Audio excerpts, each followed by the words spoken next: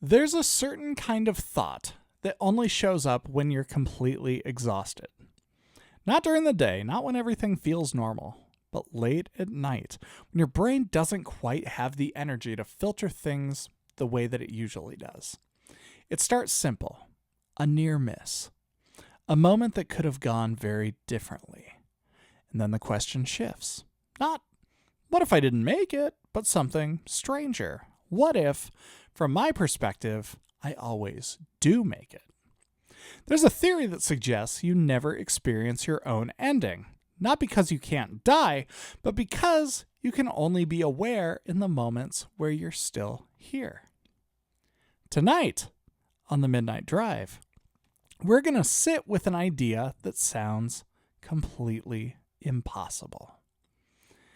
And it gets more unsettling the longer that you think about it.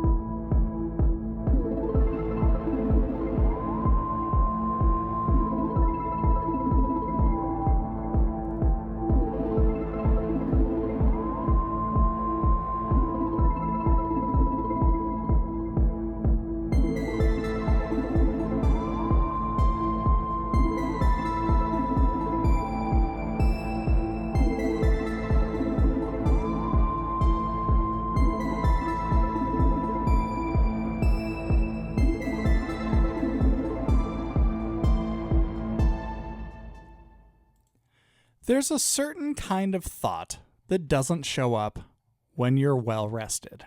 It tends to arrive later on, when things are quiet, when your mind isn't moving or working as clearly as it usually does. And it usually starts with something small. A moment that could have gone very differently. A car that passed a little too close. A decision that you almost made. A version of the day that feels like it existed, but just slightly out of reach. Most of us don't stay with those thoughts very long. We let them pass. But every now and then, one of them will stick, and it leads somewhere a little harder to shake. There's an idea in physics, or maybe more accurately, in the interpretation of physics, that tries to follow that thought all the way through. It's connected to something called the many worlds interpretation. The basic premise is simple, at least on the surface. Instead of one single outcome for every single event, every possible outcome happens, just not in the same place. Reality branches out. Every decision, every interaction, every random event, each one creating a different version of what comes next. There's a classic way people try to explain how strange that idea can get. You've probably heard of Schrödinger's cat. A cat is placed inside a box with a mechanism tied to a random quantum event. Depending on that event, the cat lives, or it doesn't. Until the box is opened, the situation is described as unresolved. Not because the cat is literally both things in a physical sense, but because the outcome hasn't been observed. Different interpretations of physics handle that moment differently. Some say the act of observation collapses everything into one single result. Others suggest something else. That both outcomes continue, just in separate branches. And that's where this next idea comes from. A more extreme extension of that logic, sometimes referred to as quantum immortality. Before we go any further, it's crucial to be crystal clear about something. This is not a real-world claim, and it's not something that you can test. And it's certainly not something anyone should try to test. It's merely a thought experiment. A way of exploring that certain interpretations of physics would imply if you followed them all the way through. The simplified version goes like this. Imagine a situation where an outcome is split 50% one way, 50% the other. In one version, you survive. In the other, you don't. If there's only one reality, then over time, probability takes over. Eventually, the outcome doesn't go your way. That's how we understand things now. But if reality branches out, then both outcomes happen. There's a version where you continue, and a version where you don't. And here's where the idea shifts. Not into what happens objectively, but into what is experienced. Because there's a limitation built into all this. You can only be aware in states where awareness itself exists. You can only experience the versions of events where you're still there to experience them. Which leads to a weird conclusion. Not about reality as a whole, but about perspective. From the outside, outcomes vary. From the inside, you would only ever find yourself in the outcomes where you continue on. And if you sit with that for a minute, it starts to feel like something else. Like survival becomes the only thing you ever experience. Not because nothing else happens, but because you're not present for the versions where it doesn't. There's a physicist called Max Tegmark who explored versions of this idea. And even in those discussions, there's kind of a hesitation. Not excitement, not certainty. It's more like a recognition that the idea leads somewhere really uncomfortable when you take it too literally. Because once you move it out of theory and into imagination, everything changes.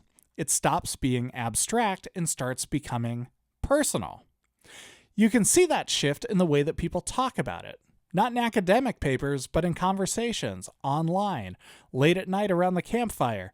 People trying to make sense of close calls. Moments that felt like they could have gone very differently. Some of them start to wonder if in another version they didn't make it. And this is just the branch where they did. There's a version of that thought that turns even darker, where people imagine survival continuing no matter what. No matter how unlikely, no matter how extreme. Not just through close calls, but through things that would normally be considered final. And that's where the idea starts to lose its footing, because it begins to ignore something very important, how complex real life actually is. Death itself isn't a single moment in most cases. It's not a clean split between two outcomes. It's a process. Biological, gradual, often very messy. Awareness fades. It doesn't switch off instantly, and that matters because the entire thought experiment depends on very specific conditions. Conditions that don't really exist outside of a controlled theoretical setup.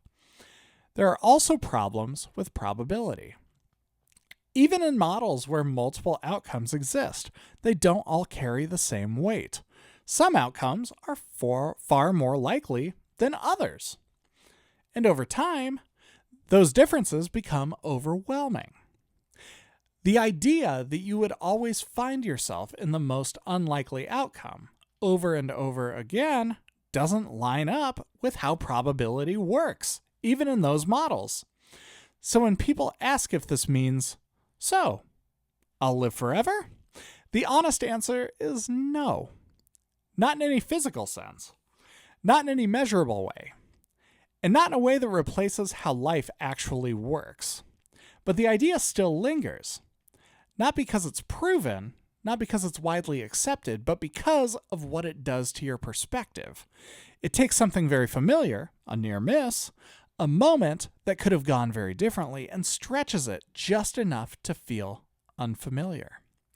Because if you follow it all the way through, it changes the question, away from what happens in the world and toward what is experienced by the person moving through it. What do you make of this? Have you ever thought about quantum immortality before? Let us know in the comments below wherever you're listening tonight. If you'd like to reach out to us and leave us a message, we would love to hear from you, and we might even share your message on the show. Reach out to us on our hotline at the Midnight Drive, 402-610-2836. Next up, we are going to continue on with talking about quantum immortality.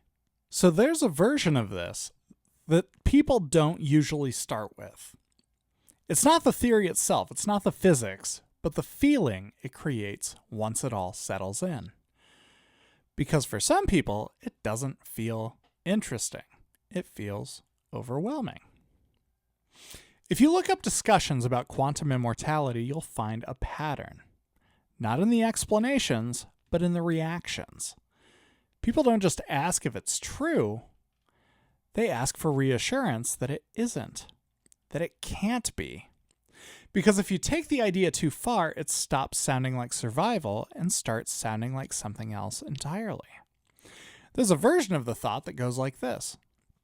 If you only ever experience the paths where you continue on, then what happens is time goes on. Not just years, not just decades, but far beyond that. What happens if you imagine that continuing indefinitely? Through illness, through injury, through things that don't resolve well. Through conditions that change what it means to be present in your own life. And that's where the idea begins to distort.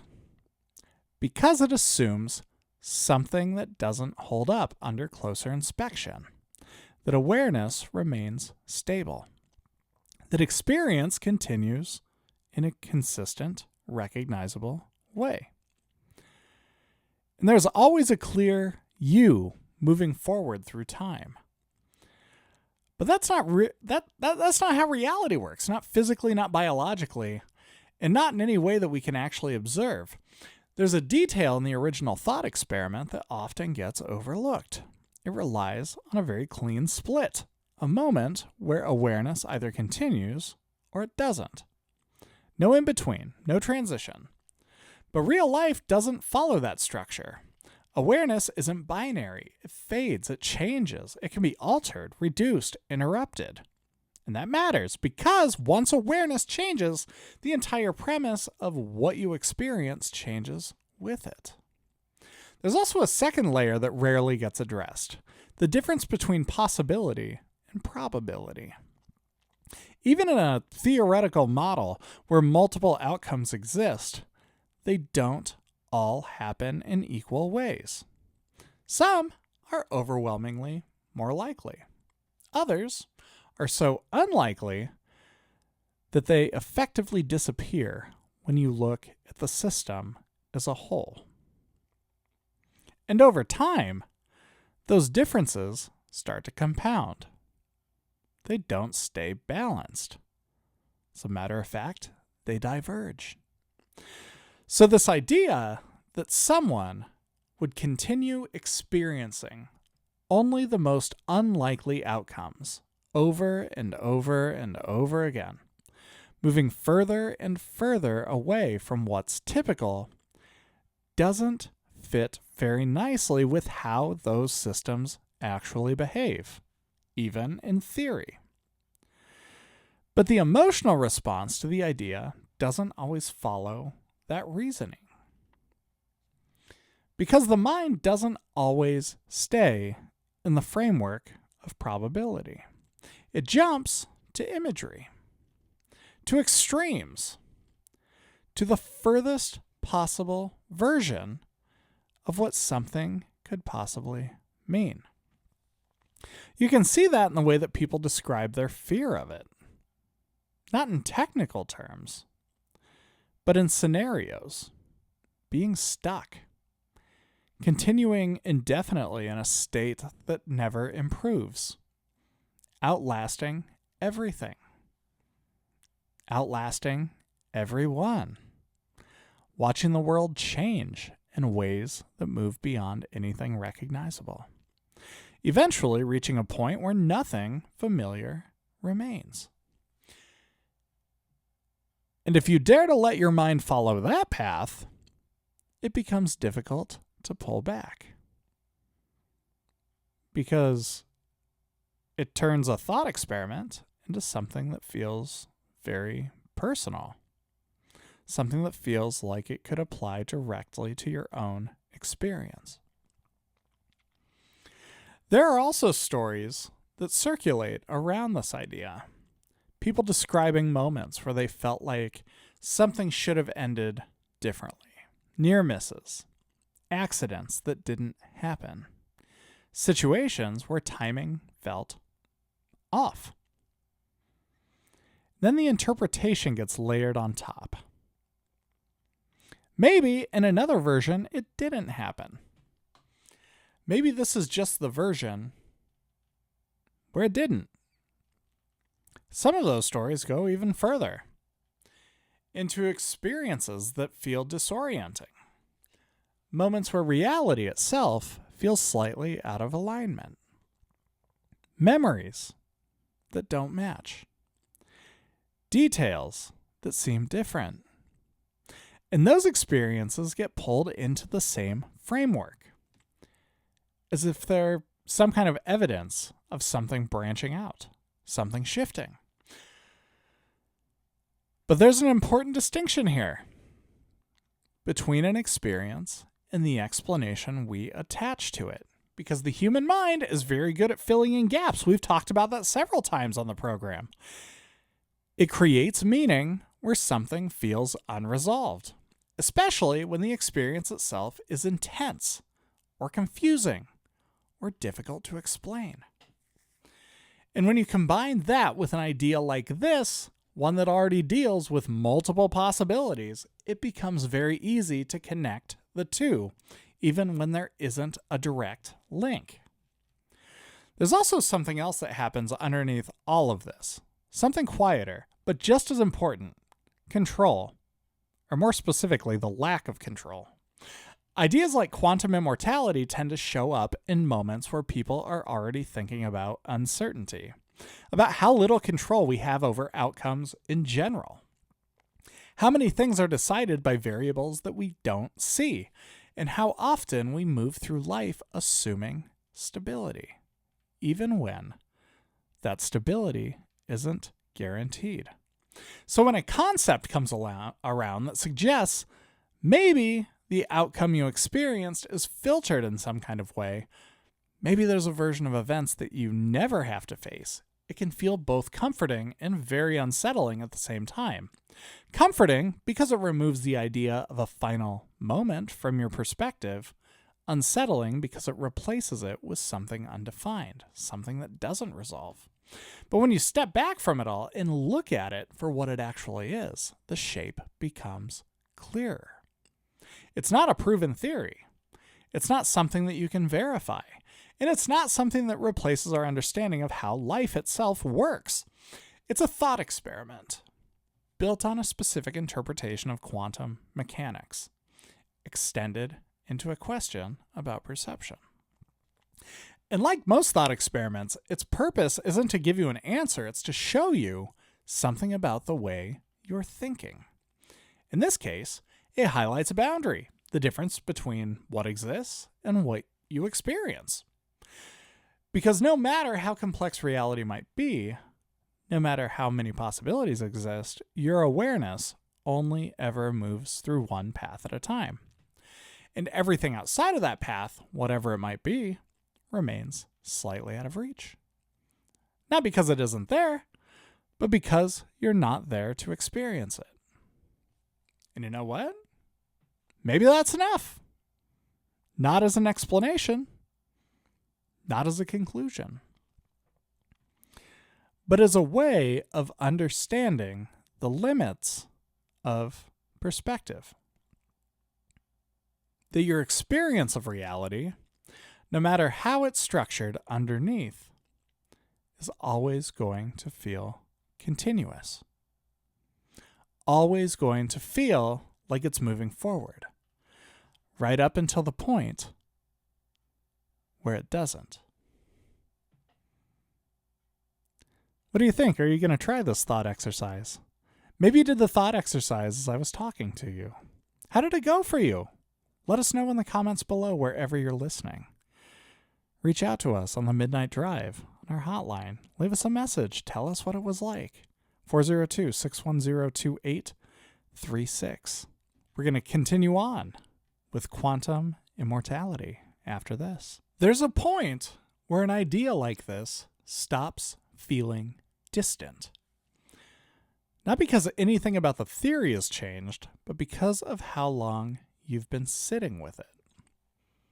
Think about it. At first, it's just a concept, something abstract, something you can think about the same way you'd think about space or time or anything else that feels a little bit out of reach. But the longer you stay with it, the more it starts to overlap with things that feel similar. Things you've already experienced, close calls, moments where something almost happened, where the timing felt just slightly off, where you walked away from something and didn't think about it much at the time. But later it comes back. You realize how easily things could have gone differently. This makes me think of the burnt toast theory. I think about this whenever I'm running late for work. The idea is pretty straightforward. It goes like this. The reason why you were delayed is because you burnt your toast in the morning. That's it. And the thought exercise that goes with it, the way that life stretches out after that toast got burned, and the choices that you have in front of you, just because you decided to have toast that morning, you avoided some kind of a disaster because of the burnt toast. That burnt toast saved your life on another branch of reality. Most people have had at least one of those experiences, at least, right? A near accident, a decision they almost made, a situation that could have shifted in a completely different direction. And the way we usually explain those moments is simple. We got lucky. It's a clean explanation. It fits, and most of the time, it's enough. But if you've been sitting with this idea long enough, even that word starts to feel a little incomplete. Not wrong, just super limited. Because it assumes something very specific. That there was one path, one outcome that could have gone either way, and it just happened to go in your favor. But what if that's not how it feels from the inside? Not a literal sense, not as a claim about reality, but as a way of describing experience. What if, from your perspective, it always feels like things continue? Not because nothing else happens, but because you're only present for the version where it does. There's a subtle shift here, one that doesn't require you to believe anything new. It just changes the angle a little bit. Instead of asking what could have happened, you start to notice what you actually experience and what you don't. Because you never experience the same moment where things stop. You can imagine it, you can think about it, you can understand it in a general sense, but you can't experience it directly. And that's not a philosophical claim, it's just a limitation. Awareness requires presence. And once presence is gone, there's nothing left to observe. So, from the inside, experience always feels continuous, even if, from the outside, that continuity eventually ends. And when you bring that back to those close calls, those moments where something almost happened, it adds a different layer. Not a dramatic one, not something that changes what you believed about the world, but something more subtle. That moment where everything could have stopped, but didn't. That version of events where something went wrong, but you're not part of it. Again, not as a statement about reality, just a way of describing how it feels to look back. There are people who take that feeling even further, who start to interpret their lives through that lens, looking for patterns, connecting experiences, trying to map out something that was never meant to be mapped. You see it in all kinds of stories that people tell. Moments where they felt like something should have happened, but it didn't. Times where reality felt slightly out of alignment. Small inconsistencies. Details that don't quite match their memory. And those experiences get pulled into the same framework, as if they're evidence of something shifting, something branching, something moving between two versions. But there's an important distinction to make there between an experience and the explanation we attach to it. Remember, we talked about this, because the human mind is very good at creating meaning, especially when something feels unresolved, especially when it doesn't fit into what we expect. Memory plays a role in all that, more than we realize. Memory isn't a perfect recording. It's reconstructive. It fills in gaps. It reshapes events over time. Sometimes subtly, sometimes in ways that are harder to track.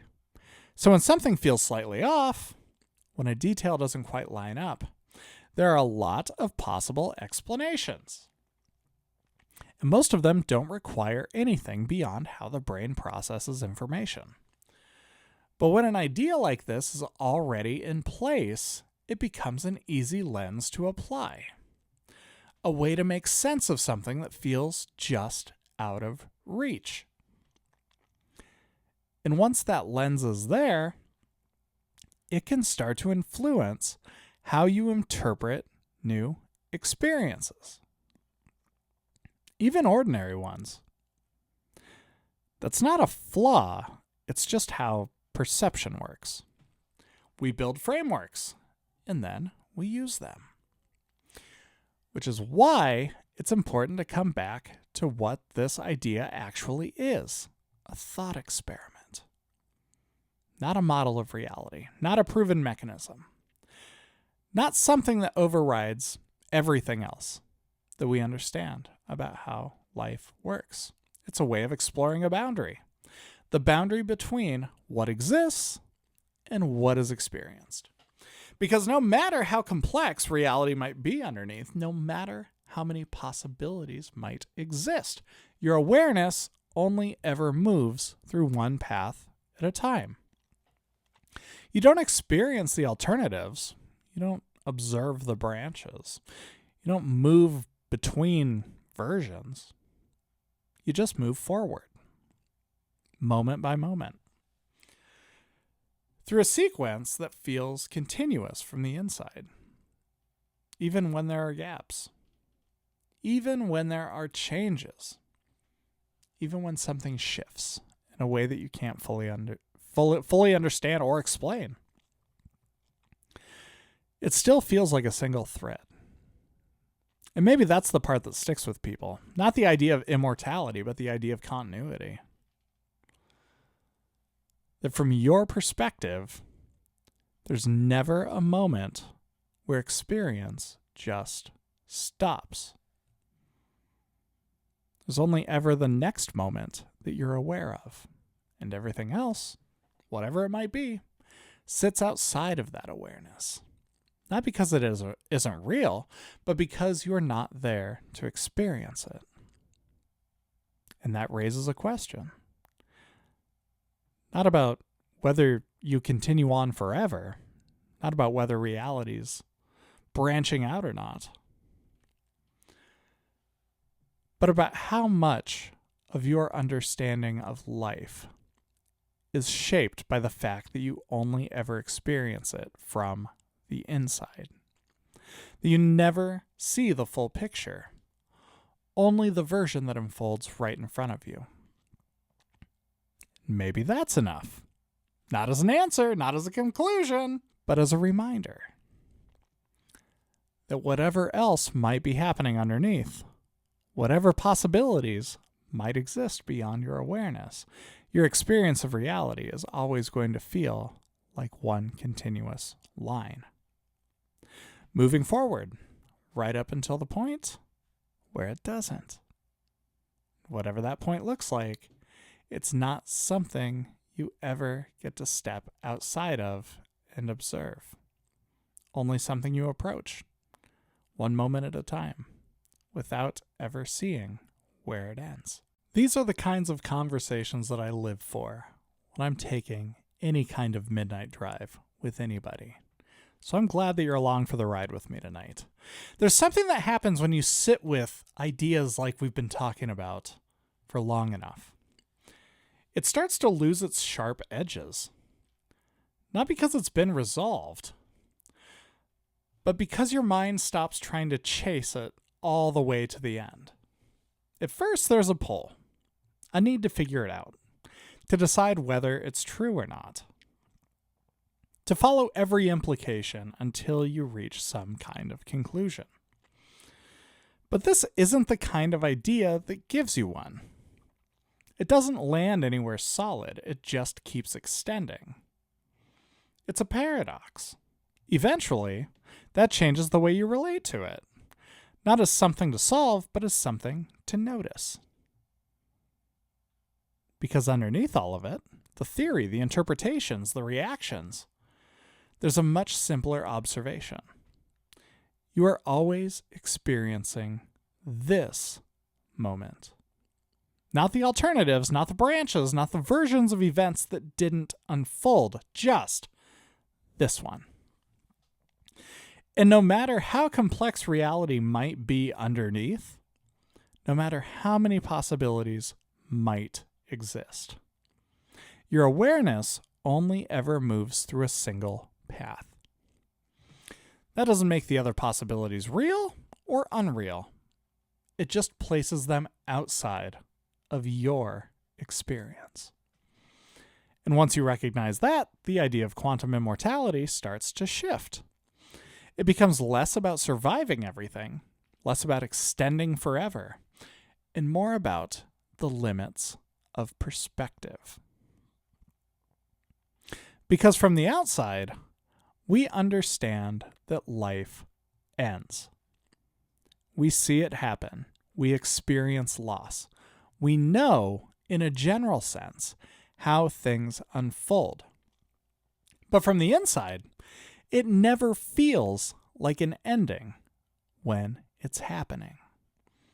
It always feels like a continuation, one moment into the next. Even when something changes suddenly. Even when something interrupts that flow. Even when awareness itself fades. It doesn't feel like a clean boundary from within. And that's something we don't talk about very often, is it? Not directly. We talk about time. We talk about life. We talk about endings. But we don't really talk about what it feels like to be inside of something that is always moving forward without ever stepping outside of it. And maybe that's why ideas like this one stick. Not because they're correct, but because they point to something we already experience without usually noticing it. That your perspective is always limited. It's always partial. It's always moving in one direction. You don't rewind. You don't branch. You don't observe the alternatives. You just continue and carry on. And when you think about it that way, the question changes. It's not, do I live forever? It's not, does reality split? It becomes something more like, how much of this am I actually aware of while it's happening? Because if your experience is always moving forward, if you're always inside the next moment, then the only thing you really have access to is what's right in front of you at that moment. Not the full structure, not the underlying system, just this. And that can feel small, or it can feel grounding, depending on how you look at it. because it removes something. The need to solve the whole picture. The need to understand every possibility. And replaces it with something much easier. Paying attention. Not in any kind of forced way. Not as a rule, just as a shift. From trying to map out everything that could happen to noticing what is happening. Because whatever else might be true about reality, whatever theories might exist about branching paths or parallel outcomes, your experience of it is always going to be local, immediate, and limited. Not in a negative sense, just in a realistic sense. You don't need to understand everything. You don't need to follow every idea to its furthest edge. Sometimes it's enough to recognize where the edge is and stop there. Because past that point, the questions don't really lead anywhere that you can go. They just circle around. And maybe that's okay. Because the point of something like this isn't to give you certainty. It's to show you something about how you think, how you experience time, how you relate to the idea of an ending. And once you see that, even briefly, it tends to stay with you, not as an answer, but as a shift in perspective. That your experience of reality, no matter how complex it might be underneath, it's always going to feel like one continuous line, moving forward, moment by moment. And whatever else exists outside of that, whatever possibilities sit just beyond your awareness, they don't shape your experience directly. What shapes your experience is what you notice while you're here. Maybe that's enough. Not needing to explain everything, not needing to resolve the idea completely, but to bring it back to something that you can actually hold on to. This moment and the next one. And the quiet understanding that whatever else might be happening, this is the only version of it you will ever experience. Let's sit with that for a moment. Whatever else might be happening, this is the only version of it that you will ever experience. Wow. We really got into it tonight.